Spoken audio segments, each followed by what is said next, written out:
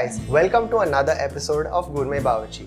In today's episode, I'm going to take you to the streets of Mumbai to give a Mexican twist to a crowd favorite. I only hope at the end of this, I'm not going to be beaten up by Pav Bhaji loyalists.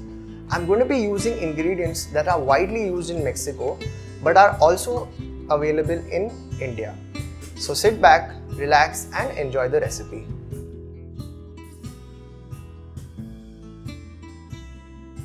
The first step will involve the prep work. For our starchy vegetables that will form the bulk of our bhaji, we will be substituting potatoes with plantain or raw banana. Raw banana is used in the southern regions of Mexico like Veracruz, Tabasco, Chiapas and Oaxaca. Peel the plantain and the carrot and put it for boiling. Alternatively, you can put all the vegetables in a pressure cooker for about 15 minutes. Now here's a cooking tip for you.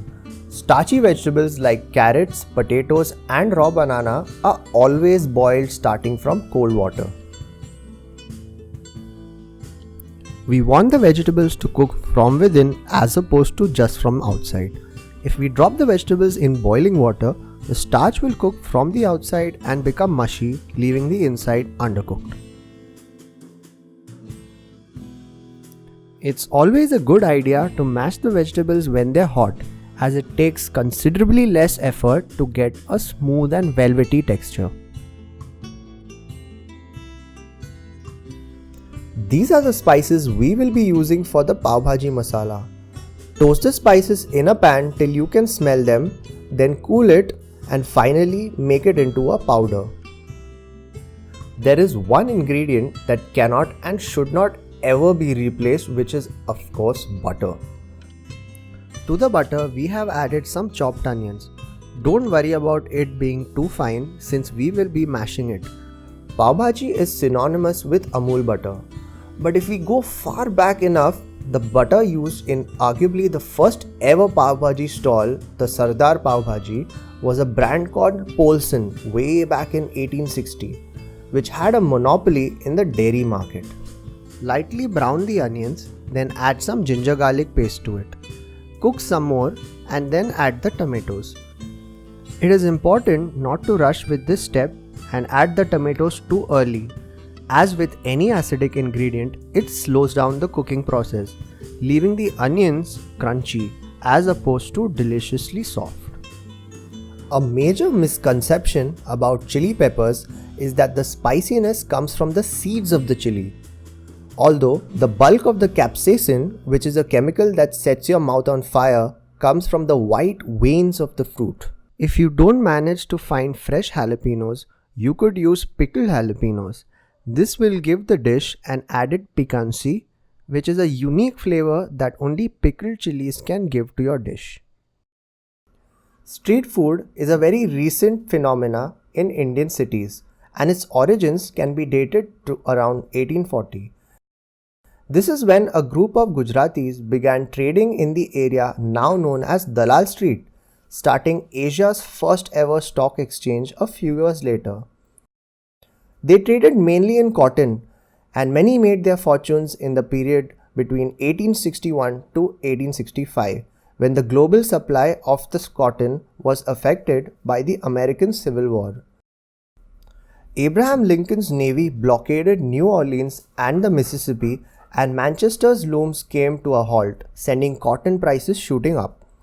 These early globalizers worked as today's call center workers, late into the night when rates were wired in and orders wired out at American and European times.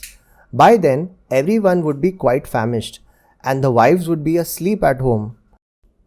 This demand for regular food at an unusual time created a unique supply. The traders were served by street stalls that invented a late night special called the Pav Bhaji.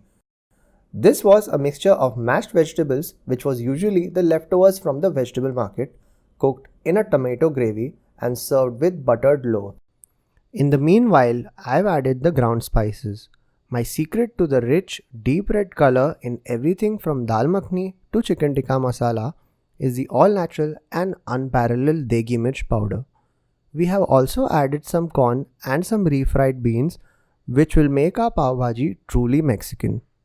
Let's cut the pavs in half and fry them in more butter.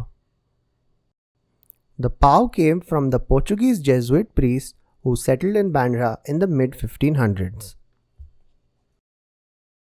This pav culture has been happily adopted into the Indian fast food scene, soaking up the oils and the gravies that Indians so dearly love. Another theory running is that the pav bhaji originated near the now defunct textile mill lands near Crawford Market. The mills worked round the clock, and whenever shift got over, there were hungry men looking for food. Most were migrant workers from the Konkan and thus forced bachelors, and hence they had to depend on cheap eateries for nourishment. I personally like the Khada Pav Bhaji version as the vegetables retain a bit of their identity and are not obliterated into a homogeneous paste. So there you have it. This was my take on the Pav Bhaji with a Mexican twist.